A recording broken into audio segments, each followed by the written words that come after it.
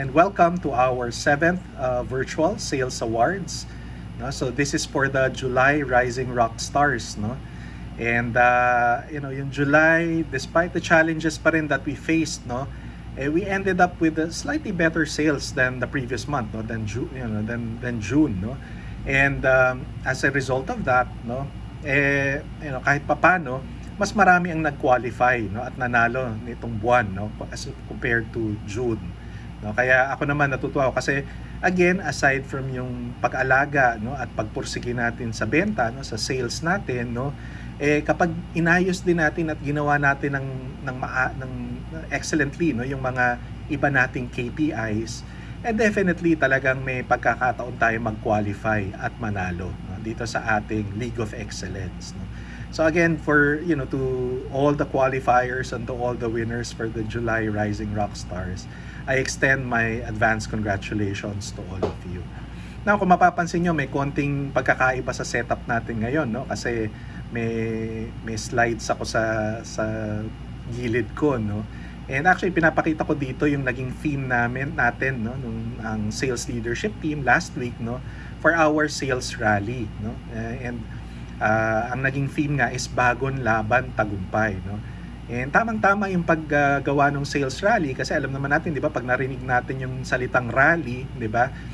Normally kapag kunyari kung sa basketball natatambakan na tayo, kailangan nating mag-rally, kailangan nating humabol, no? So nandun tayo sa sitwasyon ngayon, no, kasi nga for the first 8 months, no, medyo nahirapan tayo sa benta, no, pero itong Burr months, no, itong lalo na ito yung panahon talaga natin, yung season natin, may pagkakataon pa rin tayong humabol, no? And talagang pagputihin pa ng maigi, no, at makakuha pa ng mas maraming benta, no. And ito nga yung ginawa namin itong sales rally na to. This is with the leadership team, no, sa boutique, no, yung team natin sa concession, no, and even all the other key sales channels natin, no, na nag-participate, no, dito sa sales rally natin. Kasi again, everyone has a role to play, everyone is vital, no, in the achievement of our common goals, no. And very apt, no, and I feel very important talaga and very appropriate, no, yung naging theme natin na bangon laban tagumpay, no, dun sa pinagdadaanan natin ngayon, no. Kasi unang-una bangon, no. Pag narinig natin yung salitang bangon, 'di ba, naiisip natin, no, na kahit nadapa tayo, natumba tayo, nahulog tayo, no, lagi tayong may pagkakataon na bumangon, no, na umangat, no. And kung sama-sama nating tutulungan ang bawat isa, sama-sama nating gagawin, no, yung mga roles natin, yung gagampanan natin yung trabaho natin ng maigi, no, matutulungan natin yung pag-angat ng bawat isa, no, pag-angat natin, pag-angat ng ating pamilya, pag-angat ng ating kumpanya, no. Now, laban, di ba? Pag narinig natin yung laban, it really signifies yung ating fighting spirit, no? Hindi tayo sumusuko, no? Dito sa CHG, meron tayong pusong palaban, di ba? At matibay na damdamin, no? Sa Hinebra, yung never say die spirit, no? Buhay na buhay yon sa atin, no? Hindi tayo susuko. And ito, gagawin natin ito tungo naman sa tinatamasa natin na tagumpay, no? Gusto nating magtagumpay, no, and sama-sama nating maabot sana yon, no. Sabi nga nila, every setback is a setup for a comeback, no. So medyo parang tongue twister siya, no, pero kumbaga walang binibigay na pagsubok sa atin ng Panginoon na hindi natin kakayanin, no. Pinagdadaanan natin ito para lalo tayong tumibay, lalo tayong lumakas, no. And naniniwala rin ako na lahat ito kakayanin at malalampasan natin basta magtutulong-tulong tayo, no? Perfect opportunity ito, perfect venue ito for us to really rise above the challenges and the trials, no? And become really one strong company, one strong team, one strong family, one strong unit, no? Kapag nga nag-search ka sa Google at tinype mo na God is bigger than your, no, ang mga lalabas dyan, He is bigger than our worries and our pain. He's bigger than our problems and anxiety. He's bigger than our silent battles, our heartaches and struggles, no? So kumbaga talagang tutulungan tayo at gagabayan tayo ng Panginoon, no, sa lahat ng pagdadaanan natin. Basta meron tayong tiwala sa Kanya, and of course, gagawin din natin yung role natin. Gagambanan din natin yung role natin. Kasi hindi naman pwedeng hindi tayo kikilos, di ba? Kaya nga sabi rin, di ba, the hardest steel, no, is forged in the hottest fires, no. Kung gusto natin gumawa ng sword or ng shield, no, kailangan initin muna yung steel para ma-form natin yon. And kapag lumamig at tumigas na yon, napakatibay, no, na sword or na shield yon, no? And kaya tayo, para maging matibay tayo, no, individually and collectively as a team, no, sometimes we have to go through some challenges, no, pero kapag nalampasan natin yun together, talaga namang napakatibay at napakalakas natin, no. And kaya nga importante talaga na bawat isa sa atin, gampanan natin yung role natin, no, gampanan natin yung kailangan nating gawin para matulungan natin ang bawat isa, para sama-sama tayong babangon at aahon, no, at aangat, no, habang pinagpapatuloy natin yung laban tungo sa ating tagumpay, no? Now, gusto ko sanang speaking of that, no, I wanted to focus sana on this photo, no. Kung titingnan natin tong larawan na to, larawan ng isang mountain goat, no. Napakaganda niyang larawan, no. Kasi aside from, pag tinignan natin, ang layo ng tatalunin niya, no.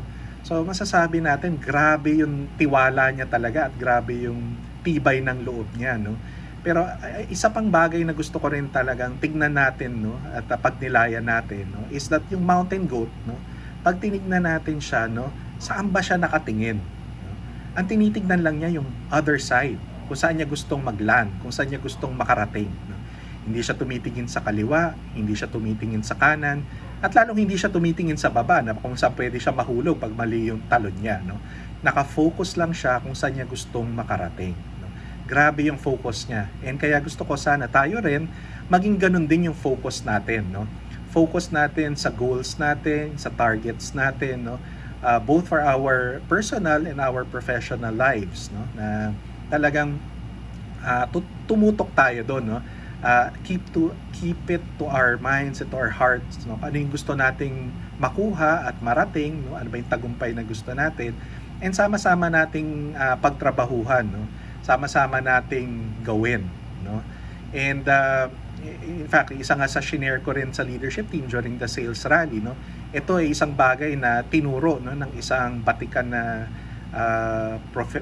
professor ng filosofiya, no? Tinuturo niya yung philosophy in Filipino. Unfortunately, he passed away, no? Pero tinuturo niya, no, ni Father Ferriols, no, sa mga estudyante niya sa mga ganitong sitwasyon, no, dapat lundagin mo, baby. No, yun ang statement niya, lundagin mo, baby, no? Kasi again, kailangan, no, we have to seize the opportunity, we have to grab the opportunity, kailangan nating talunin, no? Kailangan ng action, hindi pwedeng puro isip lang, hindi pwedeng puro plano lang, no? Hindi pwedeng pagtitimpi at kailangan merong action, kasi kung walang action, kung walang pagtalon, kung wala yung leap of faith, walang mangyayari, di ba? So we are all called, no, na sa ating pagbangon, sa ating paglaban tungo sa tagumpay, kailangan sabay-sabay din tayong lumundag, magtiwala sa Diyos, magtiwala sa isa't isa, no, at magtulong-tulong para makamit natin yung ating minimithing tagumpay at yung ating mga goals. Okay, so bangon, laban, tagumpay, at lundagin natin, sama-sama nating lundagin at abutin ang ating tagumpay. So again, to all the winners, congratulations, and I look forward to even more winners in the coming months, no, and in the coming quarters, no, in our CHG League of Excellence. Thank you everyone, stay safe, and God bless.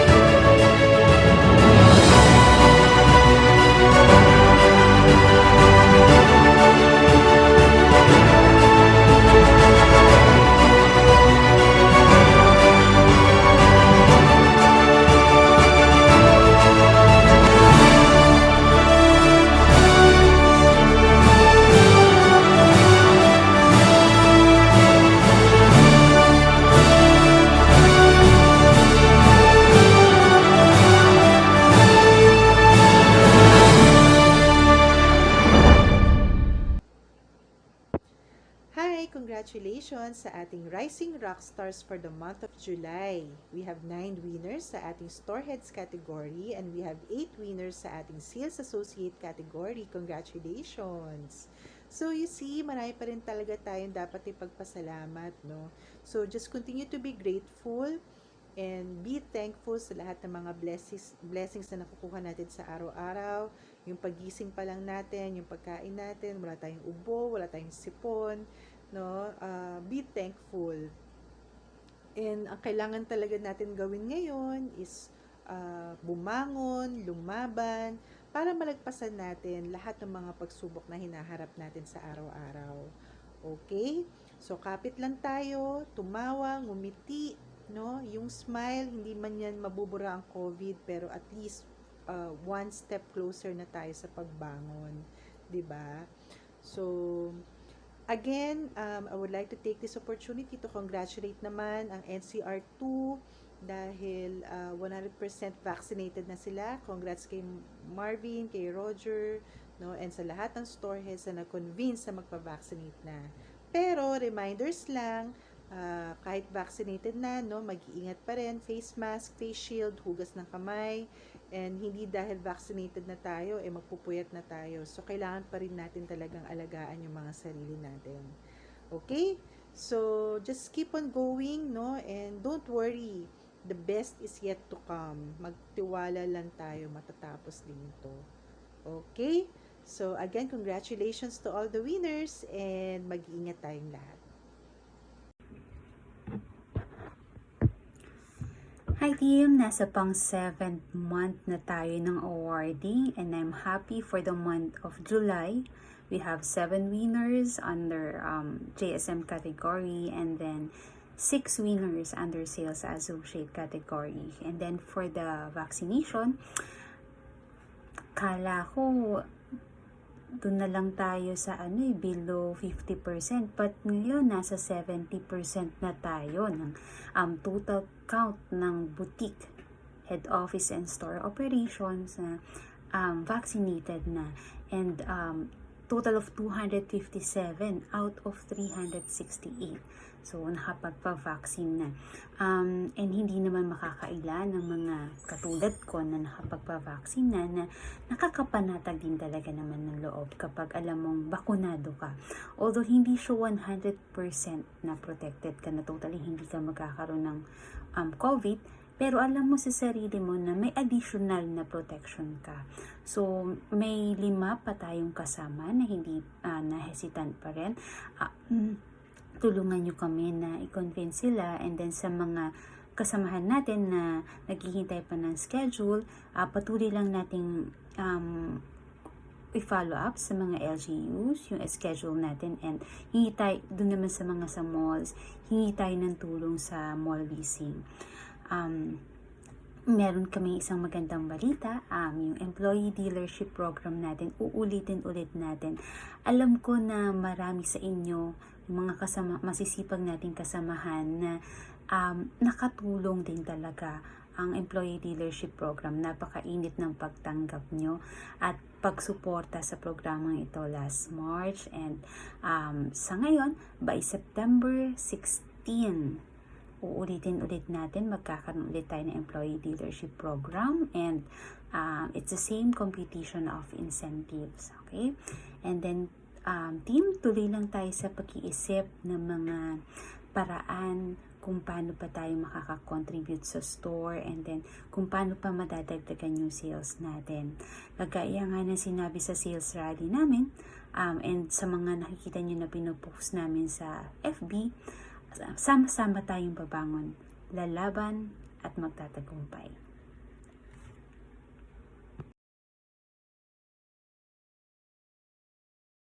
This is the CHG League of Excellence.